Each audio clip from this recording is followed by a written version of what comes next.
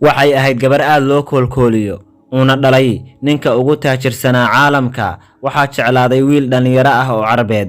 maxay ugu falcelisay markii uu ka dalbaday in uu guursado? waa maxayse waxa yaabka leh ee uu sameeyay ee ku khasbay in ay aqbasho guurkiisa? Jennifer waxay ahayd gabar aad u nasiib badan, waayo waxay timid adduunka iskuna dhex aragtay iyadoo ah gabadha uu dhalay ninka ugu qanisan caalamka ee Bill Gates. waxay ahayd gabadhii koowaad ee uu dhalo Bill Gates, sidoo kalena waxay ahayd nasiibkiisii, waayo isla sanadkii dhalatay ee 1996 ayaa aabaheed helay naynaasta ah ninka ugu taajirsan caalamka. sidaas darteed waxay ahayd Jennifer gabadha ugu kolkoolinta badan una ugu jecel yahay caruurtiisa.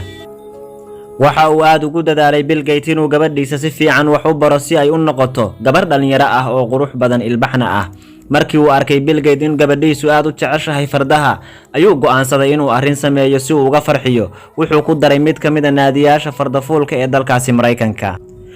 waxay noqotay Jennifer mid aad ugu waalan ciyaartan fardafuulka, marnaba ma aysan dhaafi jirin daawashada tartan kasta oo dhacaya, mana aysan ogeyn jacaylkeedan aadka u daran ee ay u qabto ciyaartan in maalin uu nolosheeda uu bedeli doono gebi ahaanba. sanadii 2013 ayay Jennifer waxay soo xaadirtay tartan fardafuul ah si ay u daawato. ciyaartaas waxaa awooday inuu ku guuleysto wiil reer Masar ah, waxa uuna galay kaalinta koowaad.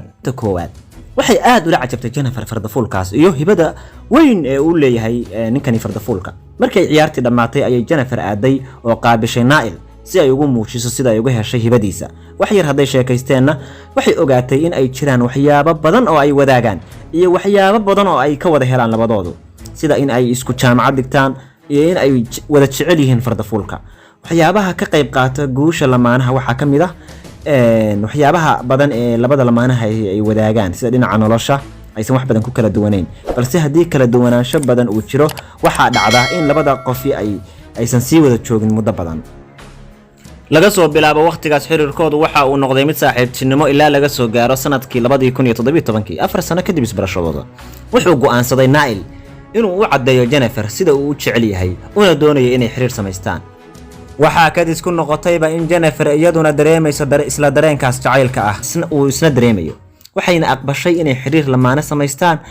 muxuu yahay fardafuulkaas dafay ama xaday qalbiga gabadhan aabaheed yahay ninka ugu taajirsan caalamka? Nile waxa uu ka dhashay qoys iska meel dhaxaad ah, yacni noloshoodu ay tahay nolol meel dhaxaad ah, waxayna ku noolaayeen dalka Kuwait.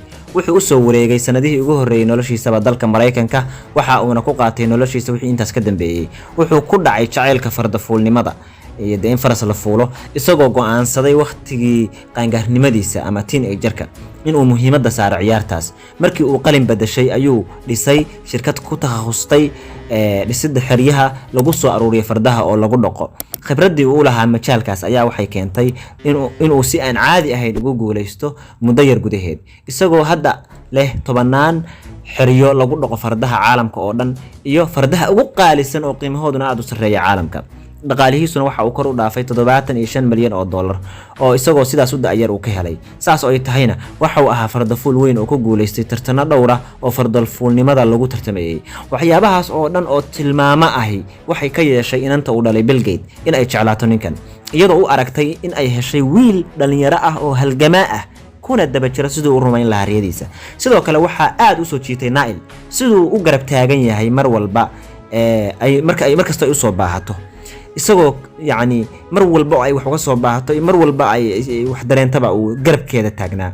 isagoo ka qalin jabiyay jaamacadda 2013 ayuu misana dib ugu soo laabtay 2018. sababtuna waxay ahayd inuu jacaylkiisa Jennifer uu caawiyo si ay si fudud uga qalin jabiso jaamacadda oo uu noqdo wehel mar walba ay fiirsato. waxay tiri waxaan ahay mid qurxoon oo nasiib badan Nailow, ugu dambeynna waan ka qalin jabiyay jaamacadda Stanford sanadkii 2020 ayuu geesinimo inta iska baaray ayuu guur ka dalbaday Jennifer. isla ilbiriqsigii ay ka aqbashay ayuu rumaysan waayay. markay ku tiri waan aqbalay guurka, waxay tiri mar kale Nailow qof aad u fiican oo aan la wada heli karin ayaa tahay, waxaad iga dhigtay mid ku jecel. isbuucii tagayna kadis baad guurka iigu soo bandhigtay, ma sugi karo inta ka dhiman midowgeena. waxaan ku leeyahay waan aqbalay guurka 1 milyan oo jeer ayaan leeyahay ha. guurkoodu waxa uu ahaa inuu dhaco sanadkii 2020 balse nasiib darro ma dhicin waayo waxa kala tagay Jennifer aabaheed Bill Gates iyo hooyadeed muddadaasi waxay ahayd muddo aad ugu adkayd Jennifer wuxuu go'aansaday Niall inuu dib u dhigo guurkooda kana dhigo sanadka dambe isagoo ixtiraamaya Jennifer iyo qoyskeedaba waxa uuna dhacay guurkoodu bishii Oktoobar sanadkii hadda ina dhaafay ee 2021 inta uusan dhicin xafladda guurkoodu waxa uu sameeyay meher qarsoon oo u dhaxeeya Niall iyo Jennifer waayo waxa uu Niall ku adkaystay in guurkoodu uu dhaco si islaami ah waxay ixtiraantay dalabkiisa waxayna isku guursadeen sida ay waafaqsan tahay diinta Islaamku waxay qabsadeen xaflad sir ah oo islaami ah balse xafladii la sheegay oo dadka oo dhan ka soo qayb galayeen waxa ay ka dhacday beerta uu leeyahay Bill Gates waxayna iska ahayd xaflad iska basiid ah marka loo eego heerka uu taagan yahay qoyskeedu waxa ayna ku kacday qiimo dhan xafladaasi $2 milyan oo dollarka Mareykanka ah maalintaas inta aysan qoraxdu dhicin Niall iyo Jennifer waxa ay ahaayeen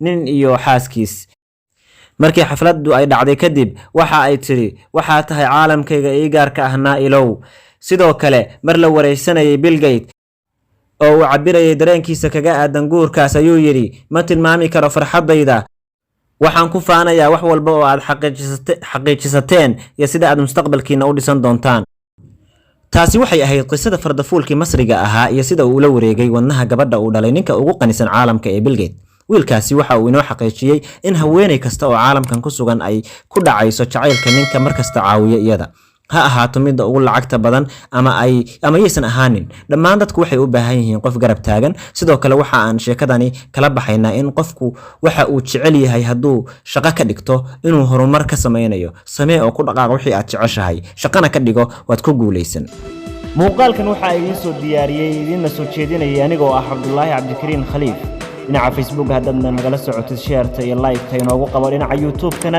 subscribe iyo like dhiirigelinta aad baad u mahadsan